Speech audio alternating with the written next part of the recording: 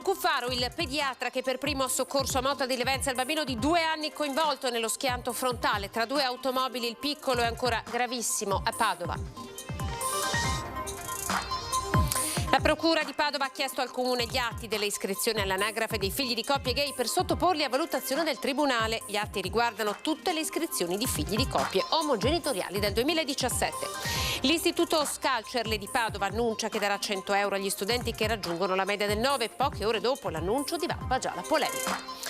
Il blogger Bloomer andrebbe arrestato, preso a calci. La proposta della vendita di Clint, una provocazione per non perdere l'opportunità del bosco dello sport, così l'assessore Boraso. Il primo vero duello della campagna elettorale di Treviso, stasera a Ring il confronto tra il sindaco uscente, il leghista Conte, e il candidato del centro-sinistra De Nardi. Sullo sfondo le accuse, urla e spintoni a Monigo. Vandali al Racket Club del campione di tennis Adriano Panatta. A Treviso imbrattate le strutture sportive. Amaro il commento dell'imprenditore, pronto a denunciare. Oggi è la giornata nazionale del mare, con Venezia che festeggia anche la sua laguna, patrimonio dell'umanità, e con il monito della Capitaneria di Porto che invita a imparare a rispettare questo delicato ecosistema. TG Veneto, ben ritrovati anche per questa edizione dei nostri notiziari. Partiamo con il sondaggio di Ring di questa sera, è tutto dedicato alla politica. Lo vediamo insieme con i contatti che potete trovare in sovraimpressione da utilizzare per votare. Scontro Lega Fratelli d'Italia, più posti per i meloniani in regione? Questa è la domanda che vi pone il quesito, l'esito del sondaggio ovviamente questa sera nel corso della puntata di Ring. E poi in apertura andiamo a Motta di Livenza, siamo in provincia di Treviso, parla Giorgio Cuffaro, il pediatra che per primo ha soccorso appunto a Motta il bambino di 2 anni e mezzo coinvolto nello schianto frontale tra 2 automobili. È riuscito a far ripartire il suo battito. Diciamo che emotivamente sì, era un po' come avere mio figlio tra le mani, ecco. Il dottor Giorgio Cuffaro, pordenonese di 37 anni, è il pediatra che il giorno di Pasqua è arrivato a Motta di Livenza pochi istanti dopo lo schianto in cui è rimasto gravemente ferito un bambino di Caorle di 2 anni. Solo per caso, insieme alla moglie e ai 5 figli, transitava lungo quella strada. Si era scordato il telefono all'ospedale di Conegliano, una delle strutture in cui opera da libero professionista. Quella giornata sono state una serie di coincidenze che per chi ci crede sono state veramente provvidenziali. Lo smartphone dimenticato, la decisione, tutt'altro che programmata, di andare a passeggiare al mare, la vasta esperienza, malgrado la giovane età, nei pronto soccorso pediatrici, l'ultimo aggiornamento proprio il 25 marzo. Quando è arrivato sul luogo dell'incidente, il bambino era ancora in braccio al papà. Ho fatto le valutazioni del caso e ho avviato la rianimazione cardiopolmonare col massaggio cardiaco e la ventilazione bocca a bocca. E quindi ho proseguito fino effettivamente all'arrivo dell'ambulanza. Il cuore ha ripreso a battere regolarmente, eventualità rara in queste circostanze, anche se le condizioni del piccolo restano gravissime per il violento trauma cranico subito. La famiglia ha contattato in queste ore il pediatra per dirgli grazie. Sì, senz'altro. Ma c'eravamo già intesi col papà lì, sia durante che dopo. Quando il bambino è partito in elicottero verso Padova, il giovane pediatra è risalito in auto dove l'aspettavano la moglie e i figli da 1 a 7 anni e la loro reazione. I bambini abbiamo detto hanno capito quello che hanno capito e mia moglie ha capito un po' di più e insomma l'emozione è enorme. Non sono cose da tutti i giorni, per fortuna. Cuffaro è un pediatra a gettone, figura questa che in base a un recente decreto tra qualche mese sparirà. E anche questa è una coincidenza da sommare alle altre. Nella speranza che il bambino si riprenda, questa vicenda, dice, porta con sé un messaggio importante. Si devono fare questi benedetti corsi di rianimazione. Cioè la popolazione deve essere formata, non deve essere un obbligo per legge per i lavoratori, per gli addetti al primo soccorso aziendale. Cioè non può succedere che un bambino faccia un incidente su una strada statale e nessuno faccia nulla. È inaccettabile. Un altro soffochi con la mozzarella in pizzeria, ma cioè siamo robe da preistoriche. Questo c'è da dire, secondo me, l'unica conclusione di questa faccenda. Dalla provincia di Treviso al Vicentino, la tragedia del Sabato Santo a Bressanvido. Si svolgeranno domani nella chiesa di Poianella i funerali di Andrea Tagliapietra, morto a 17 anni dopo essere uscito di strada con il suo scooter. Arriverà in chiesa scortato dagli amici in scooter Andrea Tagliapietra, il 17enne morto nelle prime ore del sabato santo dopo essere uscito di strada con il suo scooter. Erano le 3:30. Andrea rientrava a casa dopo aver trascorso il venerdì sera prima al lavoro in un ristorante di Quinto Vicentino, poi alla festa per il compleanno di un amico. La stanchezza e il sonno, non si sa con esattezza cosa lo abbia tradito. Perso il controllo dello scooter, il giovane è finito fuori strada scontrandosi con l'unico segnale verticale presente in via Bosco a Bressanvido. Sconvolta la comunità dove Andrea e la sua famiglia erano molto conosciuti. Domani mattina alle 10 in tantissimi saranno presenti nella chiesa di Poianella per l'ultimo saluto ad Andrea. Studente all'ultimo anno della scuola alberghiera, appassionato di calcio, i suoi sogni si sono infranti in pochi istanti a poche centinaia di metri da casa. Un rapporto fatto di violenza e prevaricazione è quello tra una donna di 59 anni e il figlio di 26. L'uomo è stato denunciato alla polizia di Padova che è intervenuta per sedare una lite.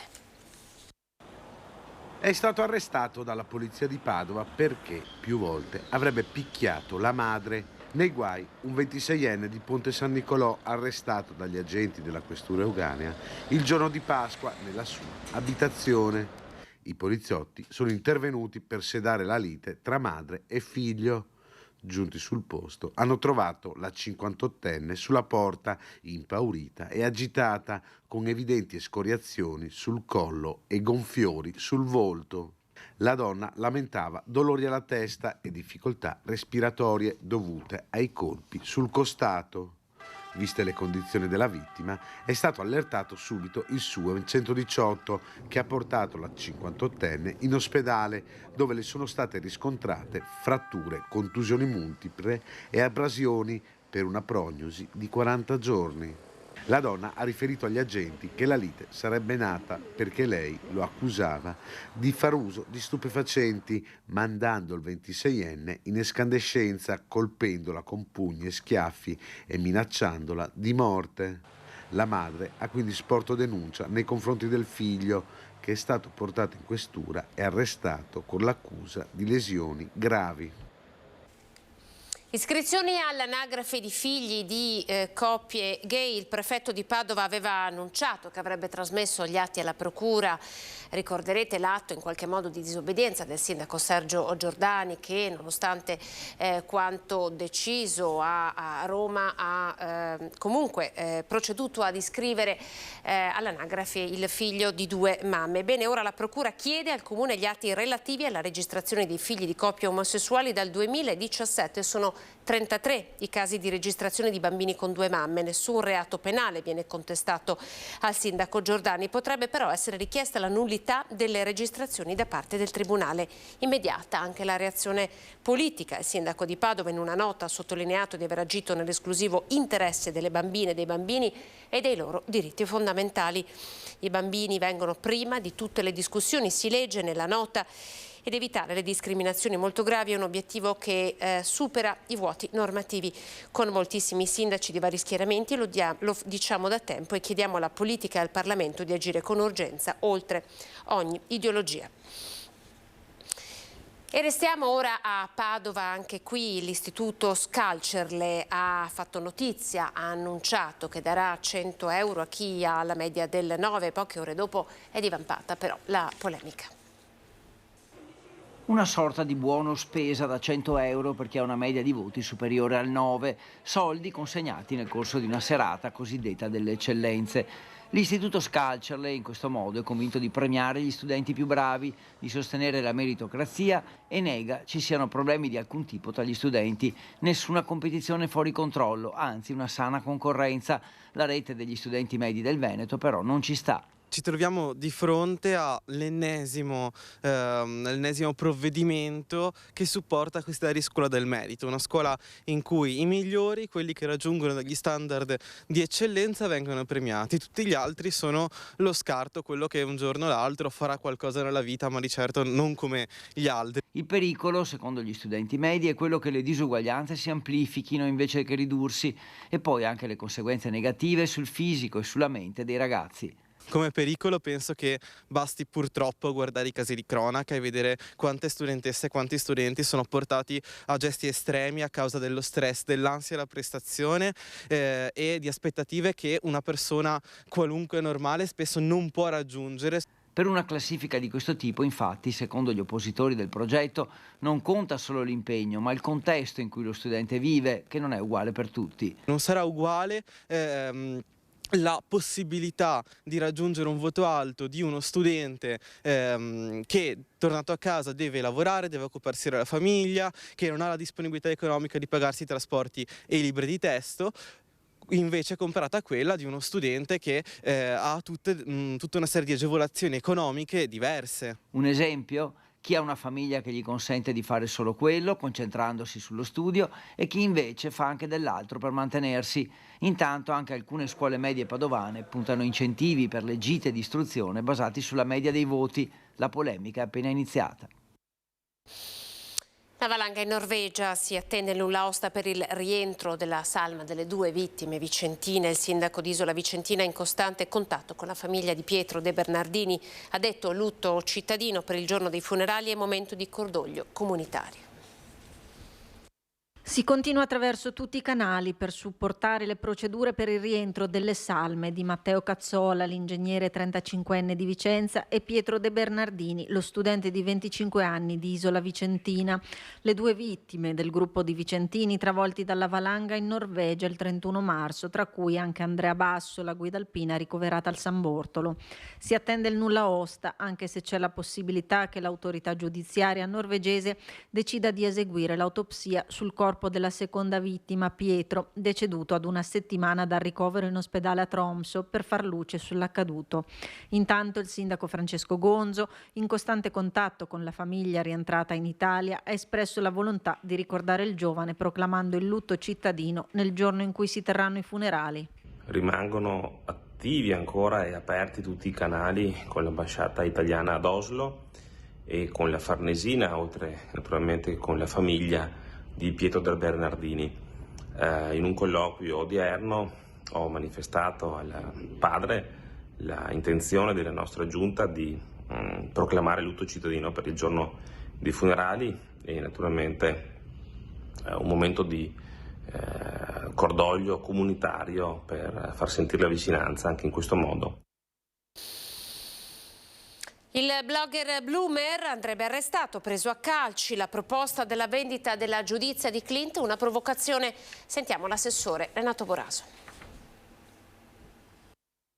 Una grande provocazione per riportare al centro dell'attenzione un tema che è quello del bosco dello sport, cioè la città di Venezia non può rinunciare a questo grande progetto. Così l'assessore Boraso, dopo aver proposto giovedì scorso la vendita della giuditta del Klimt, base d'asta più di 150 milioni di euro, nell'eventualità Bruxelles decidesse di non finanziare con i fondi del PNRR il Bosco dello Sport, del valore di oltre 300 milioni di euro, con la costruzione di uno stadio e di un palasport, contro il quale c'è un ricorso al TAR di Italia Nostra. Con pesce d'aprile è comunque un'ipotesi che lei sta valutando insieme al sindaco, naturalmente. È una fortissima provocazione per riportare al centro dell'attenzione un tema che è quello che questa città di Venezia, il sindaco Luigi Brugnaro, l'intera amministrazione e il Consiglio Comunale non vuole rinunciare a questo grande intervento del Bosco dello Sport, che ricordo essere la più grande operazione urbanistica e sportiva di massima sostenibilità.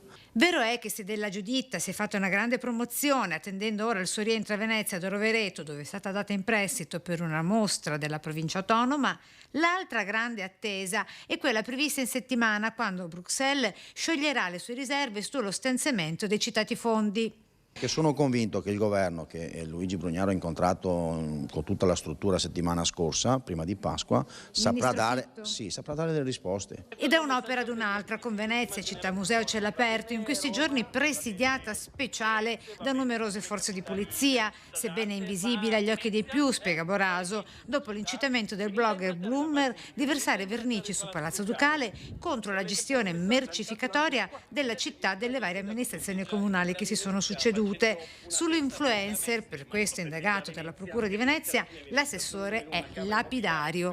Questo è un personaggio che al di là delle indagini deve aver preso a calci in culo. Sì, lo dicono, a calci un personaggio del genere, oltre che ad essere arrestato, perché in un altro paese civile un personaggio del genere andrebbe arrestato, andrebbe a essere preso a calci in culo. Pubblicità, linea alla regia. Ritrovati con il Veneto, ripartiamo dalla politica. Il primo vero duello di questa campagna elettorale. Questa sera a Ring, a partire dalle 21:15, il confronto tra il sindaco uscente, il leghista Mario Conte, e il candidato civico del centro-sinistra, Giorgio De Nardi. Finalmente ci si trova a parlare di cose concrete, io spero, perché fino ad oggi, dopo 3 mesi che ho iniziato a portare avanti questa gara, non ho mai avuto la possibilità di incontrarlo, ha sempre evitato tutti i confronti, l'ho anche invitato a bere il caffè, ma ancora sto aspettando, per cui ben venga questo incontro. Io non mi devo confrontare con De Nardi, io devo raccontare ai cittadini quello che abbiamo fatto, quello che stiamo facendo e quello che faremo, e la stessa cosa farà De Nardi. Spero che ci spieghi qual è la sua visione di città.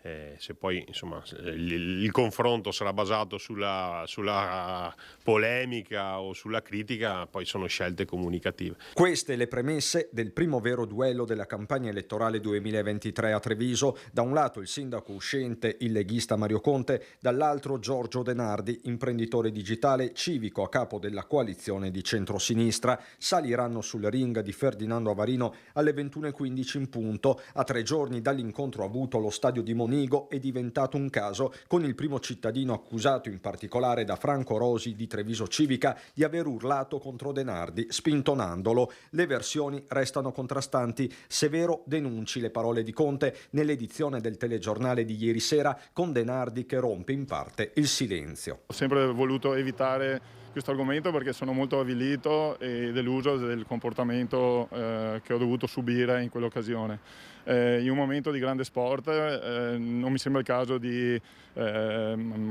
comportarsi in quel modo, però non voglio aggiungere altro. Quello che è stato scritto io lo confermo, è tutto vero, quindi non aggiungo altro.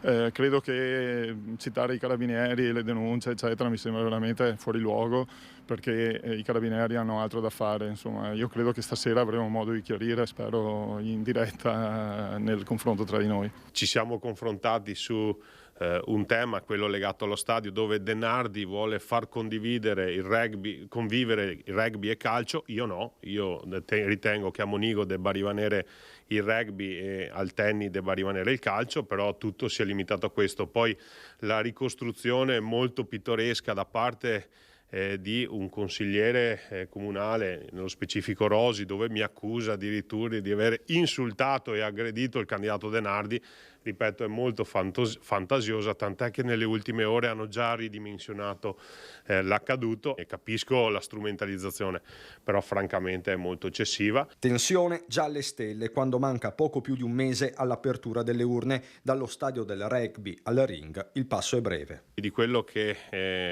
spiegano, parlano, illustrano gli altri candidati lo ascolto certamente con interesse, però sono più concentrato sulla nostra proposta. Berretto un caffè magari serale.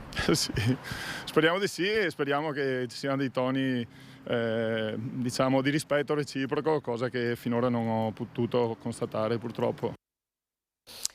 L'ex sportivo e imprenditore sportivo Adriano Panatta, nel trevigiano colpito da un'azione di vandalismo. Guardate che cosa è accaduto.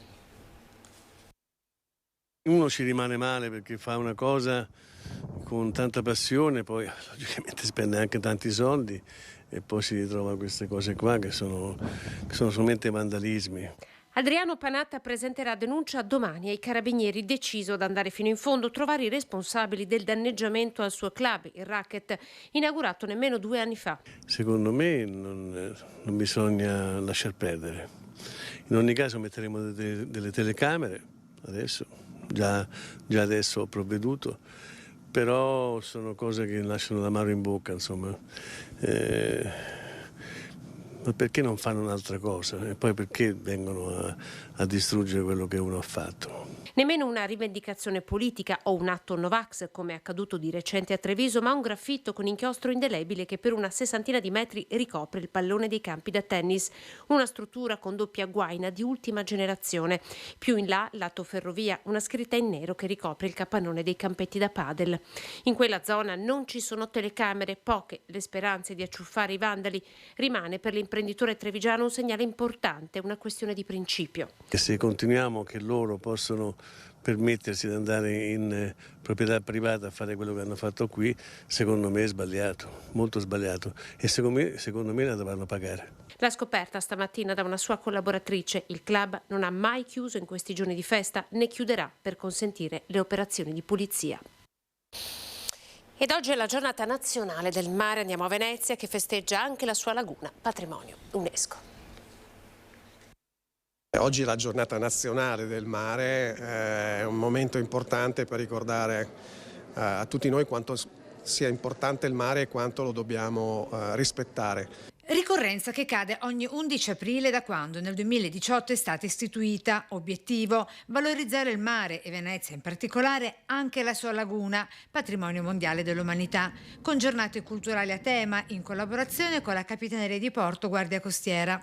Venezia è la città del mare per antonomasia, dove capitale mondiale della sostenibilità, concetto che si coniuga benissimo con il mare. Dobbiamo ricordarlo sempre, dobbiamo ricordare a tutti noi come ci dobbiamo comportare, come dobbiamo vivere il mare, come dobbiamo vivere la laguna, soprattutto qua a Venezia, che è un patrimonio fondamentale per tutti noi. Rispettare il mare e la sua laguna per essere cittadini del mare esemplari, ma quali le azioni e i comportamenti da mettere in atto? Valorizzando il patrimonio culturale, storico e letterario legato al mare, anche per diffondere tra le nuove generazioni le tradizioni marinaresche e la conoscenza del mare, come da obiettivi proposti anche dall'Agenda 2030 delle Nazioni Unite per uno sviluppo sostenibile. Volendo porre il mare al centro dell'attenzione di tutti i cittadini, l'elemento formativo è fondamentale. Quindi che cosa insegniamo? Quello che ho già detto: insegniamo a rispettare il mare e a comportarci come si deve in mare ed essere di esempio per gli altri. È tutto per questa edizione, grazie per essere stati in nostra compagnia. Dopo di noi appunto TG Venezia, arrivederci.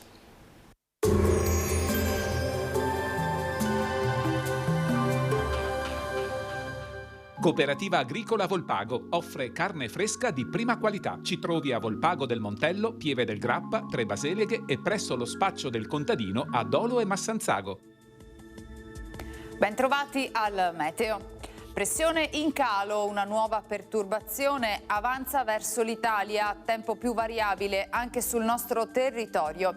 Vediamo insieme il dettaglio di mercoledì 12 aprile.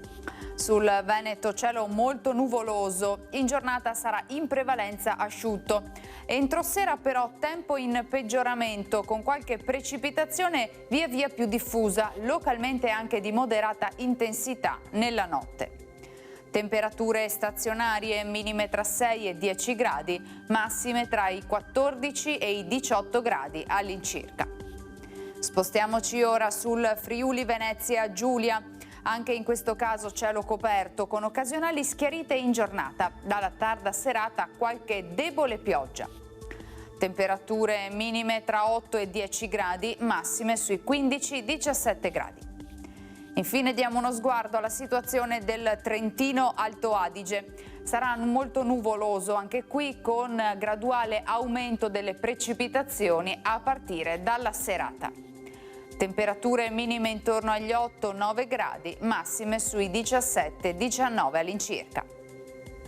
Dal meteo di Antenna 3 per ora è tutto, grazie per l'attenzione, arrivederci.